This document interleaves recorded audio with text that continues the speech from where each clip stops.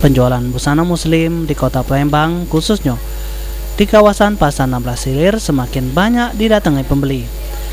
Dari bermacam jenis busana muslim, telekung sama sarung paling banyak dicari. Aktivitas jual beli di salah satu toko agen busana muslim di Pasar 16 bahkan sudah terjadi.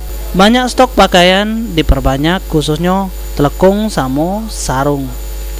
Kedua jenis pakaian tersebut memang paling banyak dicari. Bermacam telekung banyak dicari, diantaranya telekung Dubai sama telekung Bali yang punya corak warna yang cenderung cerah. Baju koko tidak kalah banyak dicari.